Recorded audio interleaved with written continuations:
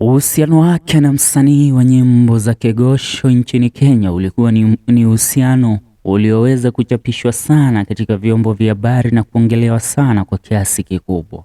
Ila baada ya picha za utupu wake kuweza kusambaa kwenye mitandao ya kijamii mwaka uliopita, alipata kutengana na msanii huyo na kuweza kuanzisha maisha yake mengine kando na uhusiano wake. Unamwongelea Njogu wa Njoroge aliyekuwa mtangazaji ndani ya Kameme FM, ila kwa sasa anafanya kazi chini ya serikali ya Rais William Ruto katika the Film Classification Board KFCB, Kenya Film Classification Board, ambapo aliteuliwa kama director wa kundi lile. Leo nimesema uhusiano wake wa kwanza na msanii wa gospel. Msanii wa gospel alikuwa ni none other than the beauty herself, Mary LICOLN.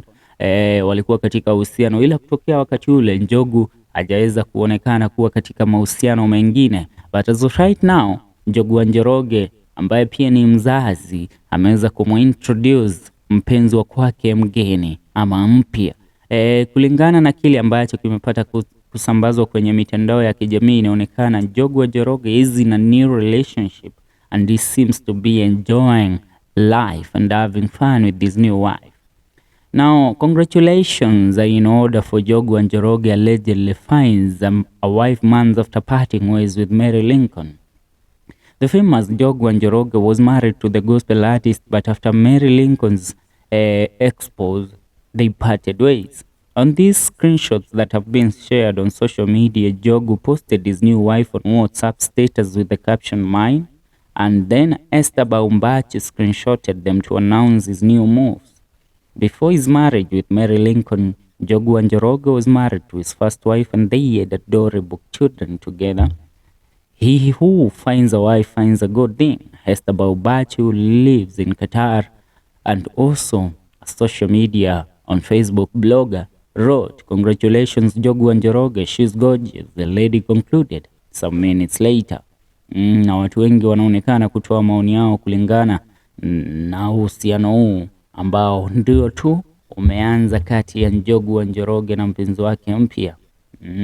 Ya mambo ndivyo yanavyoendelea. Nikisoma tu comments za Wakenya pale kwenye ukurasa wa kijamii na yale Wakenya wanayasema kuhusiana na Njogu wa Njoroge. Wacha tuone asoa ni nini Wakenya wanapata kusema. The comments are too many. Namuona Wanjasali mtoto wa Kiambu akisema haki tata. Nyamorina anasema congratulations mwana wito, all the best, congratulations are in order. King Samiga anasema I got a taste, congratulations bro. Acha nikwambie, ukuwa na pesa bro na uwe na jina uwezi kosa taste ya kwako. Esther Njoroge anasema this syllabus is running very fast but all the best elephant and you a new love. Morio wake wawa boy anasema Njogu wa Njoroge, I am happy for you daddy. We men deserve to be happy and if this is where you find happiness, make it home. Maisha noma ya baba. Betty Beatrice anasema let no one attack Mary LICOLN here. She is the perfect example of a Christian embracing repentance, unlike these other so-called born-again Christians justifying sins instead of repenting. This is the reason God gave us rain when we went to the church to repent to date. Mambo ndio hayo.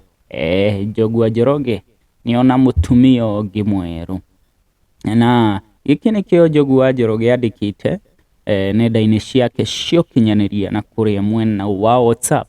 After kupost alisema oh yeah, when I look into your eyes all I see is paradise. Give me your waist right now.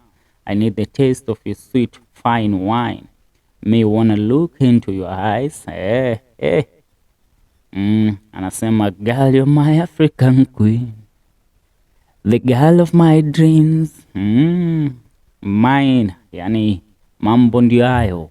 Uko wapi? Unatutazama ukiwa wapi? Make sure una subscribe. Tuungane kwenye video zetu zijazo. Hii ni The FM Show KE.